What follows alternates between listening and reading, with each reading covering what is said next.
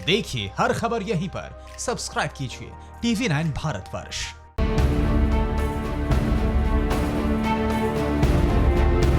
मनीष यादव हमारे साथ मौजूद है। मनीष, अब देखिए इन तस्वीरों को देखकर सबसे पहला सवाल जहन में आता है कि ये नौबत क्यों आई, और जो मजदूर जहां जिस राज्य में रह रहे थे, इसका मतलब है कि जो सरकारी योजनाएं थी, जो मदद थी, वो इन तक नहीं पहुंच रही।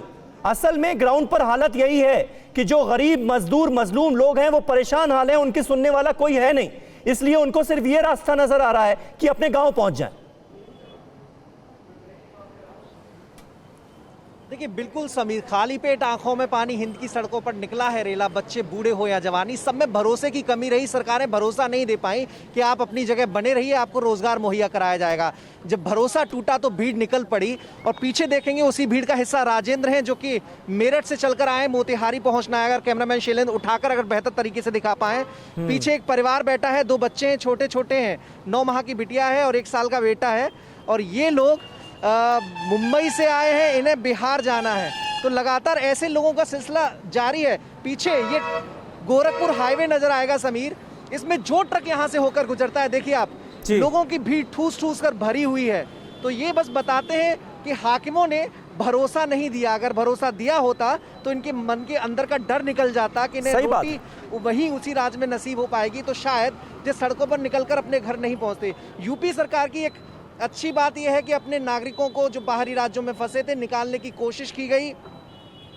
बसों के जरिए, ट्रेन के जरिए लगातार मजदूर आ रहे हैं, और लगभग 10 लाख का आंकड़ा उत्तर प्रदेश में वो है जो बाहरी राज्यों से आ चुके हैं। ये राजेंद्र हैं, रिक्शा चलाते हैं मेरठ में। मुश्किलें बताइए, कितनी परेशानी हुई यहाँ तक पहुँचने में? बहुत परेशानी। उम्र कितनी है आपकी? 60 साल है। तो कैसे आए यहाँ तक? ट्रक से आए। ट्रक से आए। तो अब यहाँ पे बैठे, कैसे जाना है? मोतिहारी तो बहुत दूर है। बचा दो किसी गाड़ी में, मैं कहूँगा उस गाड़ी पे। चलिए ठीक है मनीष बने रहे आप हमारे साथ। मकरंद काले का रुख कर लेते हैं, भोपाल से हमारे साथ मौजूद हैं। मकरंद, इंदौर से हमने कल ही तस्वीर देखी थी जहां एक बैलगाड़ी पर एक परिवार बैल की जगह खुद बैलगाड़ी को हाँकता हुआ जा रहा था। उस तस्वीर ने पूरे देश को रुला दिया। कल भोपाल में आप इस वक्त मौजूद हैं, ये क्यों नहीं हो पा रहा है? ये मजदूर जिस राज्य में थे, जहां पर काम धंधा कर रहे थे, वहां की सरकारें अपने लोगों का ख्याल क्यों नहीं रख पा रही हैं?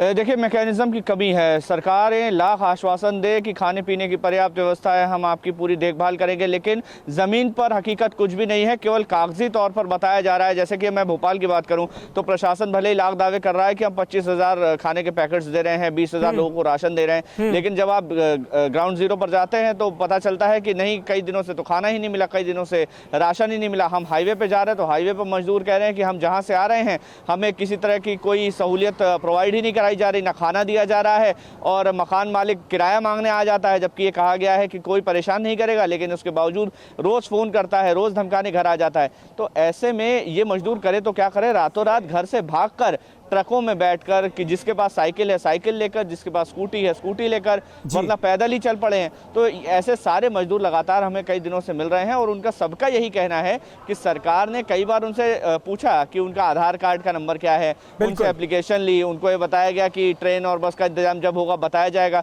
लेकिन कब होगा? 20 दिन हो गए, 25 दिन हो गए, भूखे पेट छोटे छोटे बच्चे। सही बात है मकरंद, बहुत ज्यादा दर्द है, बहुत ज्यादा परेशानियां हैं, बहुत ज्यादा दिक्कतें हैं।